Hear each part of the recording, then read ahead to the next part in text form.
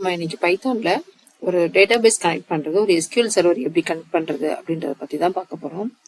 SQL light 3 அப்படின்னா ஆட்டோமேட்டிக்கா இன்டர்னலாவே ஒரு டேட்டாபேஸ் இருக்கும். அந்த டேட்டாபேஸை நம்ம கனெக்ட் பண்ணி ஒர்க் அவுட் பண்ணிக்கலாம்.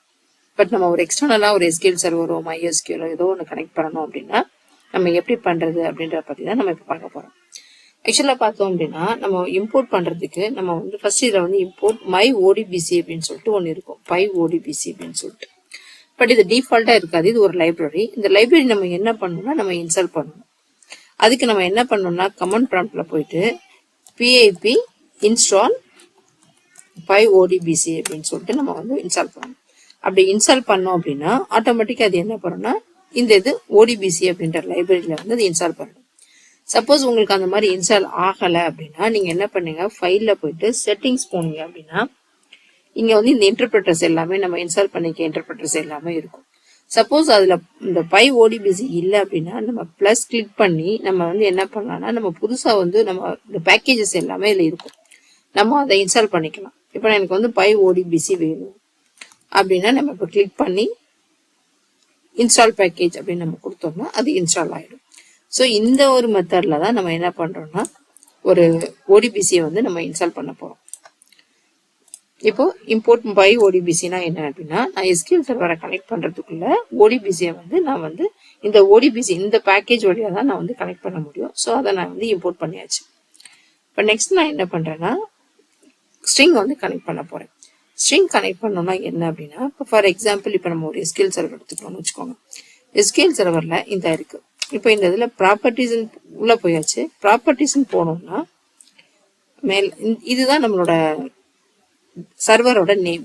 இப்போ இந்த டெல் எக்ஸ்பிரஸ் அப்படின்றதான் சர்வரோட நேம். இந்த நேம் நமக்கு தெரியணும். நெக்ஸ்ட் வந்து என்ன அப்படின்னா நமக்கு நிறைய டேட்டாபேசஸ் இருக்கும். நம்ம எந்த டேட்டாபேஸை கனெக்ட் பண்ண போறோம் அப்படின்றதையும் நம்ம சிஸ்டத்துக்கு நம்ம சொல்லணும். So server name, database name இது எல்லாமே நம்ம வந்து சொல்லணும். இப்போ இந்த இடத்துல வரணும். இப்போ இந்த கனெக்டிங் என்ன அப்படின்னா ஃபர்ஸ்ட் வந்து இப்போ பாருங்க எப்படி கனெக்ட் பண்றதுன்னு. இப்போ நம்ம ஒரு எக்ஸாம்பிள் ஒன்று வச்சுக்குவோம். கனெக்டிங் வச்சுட்டு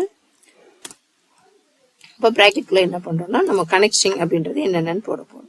இப்போ இந்த இருக்கு இல்லையா ஆர் டிரைவர் அப்படின்னா இந்த டிரைவர் என்ன அப்படின்றத நம்ம சொல்ல போறோம். இது வந்து இப்போ டிரைவர் என்ன அப்படின்னா இப்போ நம்ம அந்த SQL சர்வர்ல சூஸ் பண்ணோம் இல்லையா,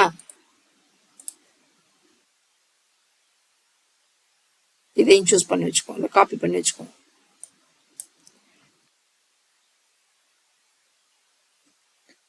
இப்போ நம்ம என்ன பண்ண போறோம்னா இது வந்து ஒரு SQL சர்வர். ஸோ ஃபர்ஸ்ட் நம்ம பண்றது இது வந்து நம்ம SQL சர்வர் அப்படின்னு சொல்லிட்டு நம்ம சொல்லிடுறோம். இப்போ நெக்ஸ்ட் என்ன பண்றோம் அப்படின்னா இந்த பிராக்கெட்டை க்ளோஸ் பண்ணாம கமா போட்டிருக்கோம் இல்லையா, செமிகோலன் போட்டிருக்கோம், இது முடிச்சிருக்கு. இப்போ இங்க வந்து என்ன பண்றோம்னா அடுத்து இதோட சர்வர் என்ன அப்படின்றத சொல்றோம். இப்போ சர்வர் வந்து நம்ம காப்பி பண்ணதை அப்படி கொண்டு வந்தாச்சு. இப்போ நெக்ஸ்ட் வந்து டேட்டாபேஸ். இப்போ டேட்டாபேஸ் என்ன அப்படின்னா நம்ம ஆல்ரெடி சூஸ் பண்ணோம் இல்லையா, இப்போ நிறைய டேட்டாபேஸ் இருக்கு நம்மகிட்ட.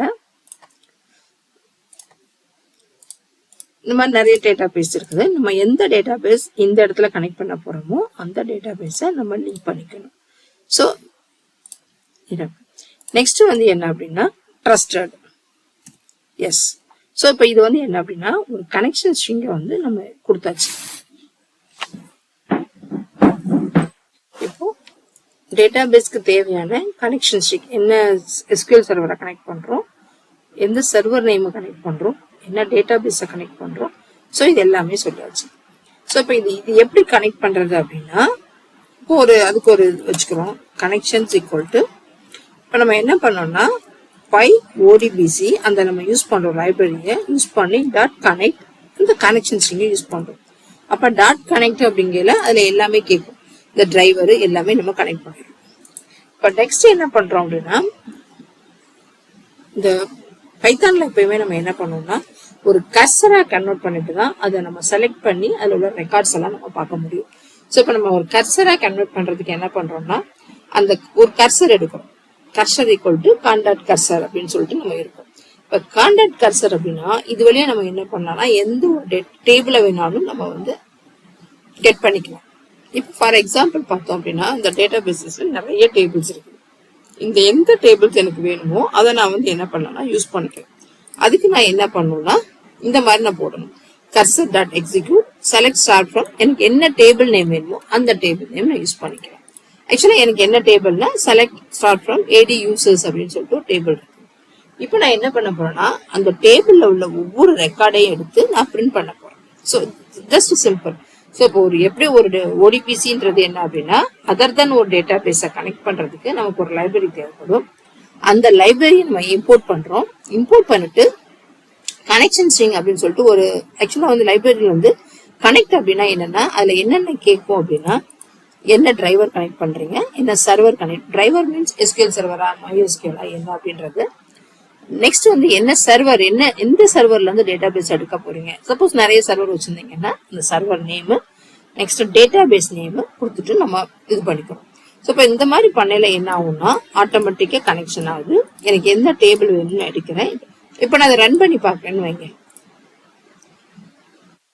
ஸோ இப்போ எனக்கு என்னன்னா அந்த யூசருக்குள்ள உள்ள எல்லாமே எனக்கு வந்துருச்சு. அந்த யூசர்ல என்னது செலக்ட் ஸ்டார்ட் ஃப்ரம் ஏடி யூசர்ஸ்னா அதில் நான் என்னென்ன கொடுத்துருக்கேன்னா ஒரு user name, password, so scripted வேல்யூல இருக்கு பாஸ்வேர்டு, சம்திங் என்னென்னமோ நான் கொடுத்துருக்கேன். ஸோ அந்த டேபிள் உள்ள ரெக்கார்ட்ஸ் எல்லாமே for row in cursor print ரோங்களே அது எல்லாமே எனக்கு வந்து இதுதான் ஒரு சிம்பிளா ஒரு பைத்தானோட ஓடிபிசி வச்சு PyODBC அப்படின்ற லைப்ரரி வச்சு ஒரு SQL சர்வர் எக்ஸ்டர்னல் டேட்டா பேஸை எப்படி கனெக்ட் பண்றது அப்படின்றது.